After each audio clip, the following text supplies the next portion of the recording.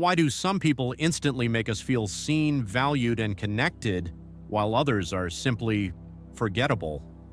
There are specific psychological principles behind likability, and once you understand them, you'll begin to see relationships in a whole new way. These aren't tricks, they're truths.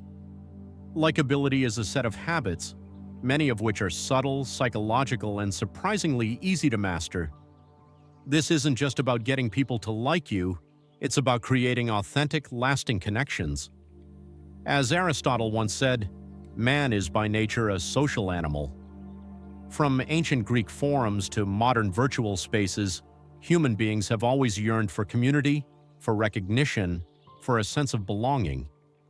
Likability sits at the heart of that desire. It's the glue of human relationships, and it can shape not only how others see us, but how we see ourselves. The first key to likability is active listening. In a noisy world where most people are merely waiting for their turn to speak, being truly heard is a rare gift. Active listening requires presence, genuine presence. When you lean in, mirror emotions subtly, ask thoughtful follow-ups, and avoid jumping to solutions, you create a psychological space where others feel safe. Neuroscience has shown that mirror neurons in the brain allow us to reflect and experience another's emotional state.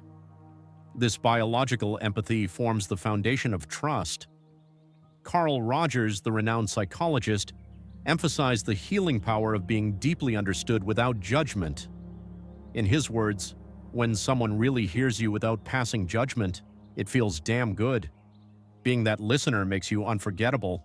We are drawn to people who are like us.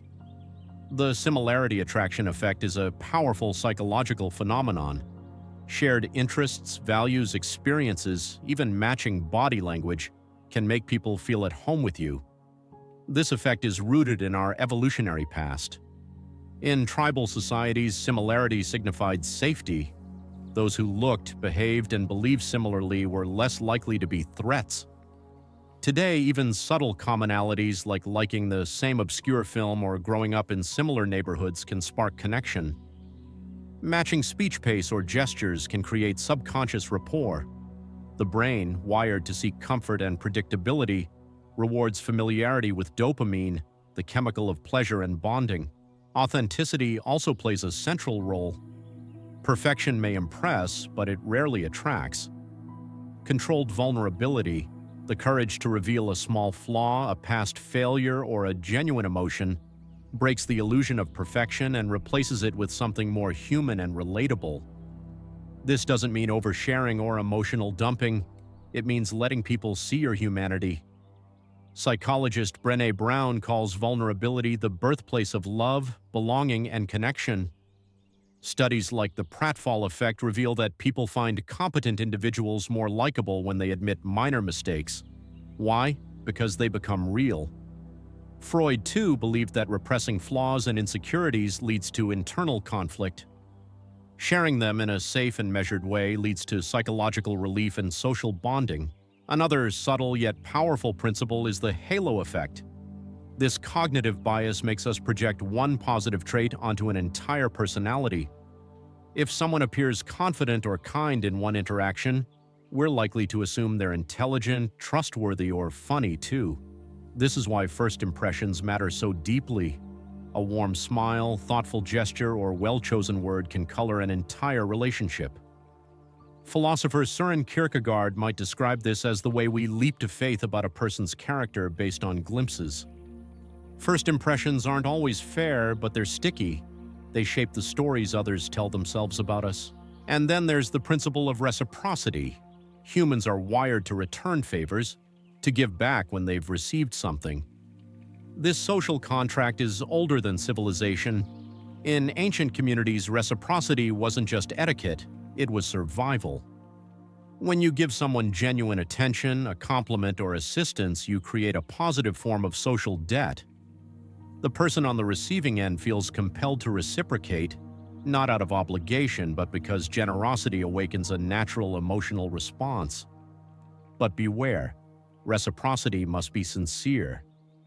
People can sense when kindness is performative or transactional. The magic happens when giving is generous and without strings, When your offer says, "I see you," rather than "now you owe me." Names are more powerful than most people realize. Dale Carnegie once wrote, "A person's name is to that person the sweetest sound in any language." Using someone's name in conversation instantly creates familiarity and recognition. It signals that the person matters, that they are not just another face in the crowd. Modern neuroscience supports this. Hearing our own name activates parts of the brain associated with self-awareness and reward. In a world increasingly automated and depersonalized, remembering and using names is a small but profound gesture. Friedrich Nietzsche once wrote, "Invisible threads are the strongest ties." Names are those threads. They connect, anchor, and affirm identity. Finally, we arrive at a counterintuitive truth. Asking for a small favor can actually make someone like you more. This is known as the Benjamin Franklin effect. Franklin once asked a political opponent to lend him a book. After the favor was granted, the opponent grew friendlier and ultimately became an ally. Why? Because when someone helps you, their brain seeks to justify the action. I help this person, so I must like them. It seems backwards, but it works.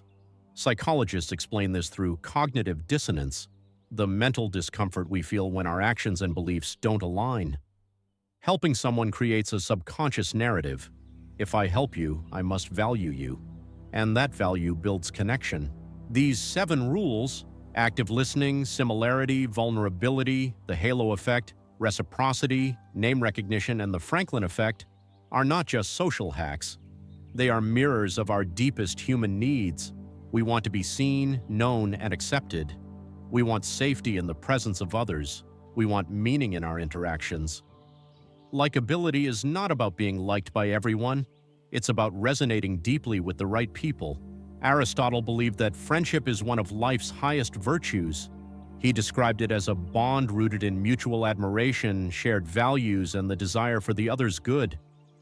The rules we've explored all point to this same ancient wisdom. People connect when they feel safe, recognized, and respected. In today's hyper-digital world where shallow interactions are the norm, mastering the psychology of connection is a revolutionary act. It's how we reclaim our humanity. Nietzsche, ever the challenger of norms, once said, "Those who were seen dancing were thought to be insane by those who could not hear the music." Being likable is, in some ways, a quiet dance. It's tuning into others' rhythms, offering your presence, sharing your melody, and letting that music create harmony. It's being brave enough to reach out and soft enough to receive. Likability isn't about manipulation, it's about mindfulness. About approaching others not with an agenda but with curiosity, not with ego but with openness. It's about seeing the person in front of you as a complex, valuable being and allowing them to see you in the same light. And maybe that's the ultimate rule. Beyond the techniques in psychology, the truest likability flows from one simple truth. When you genuinely care, it shows. And people will always remember how you made them feel.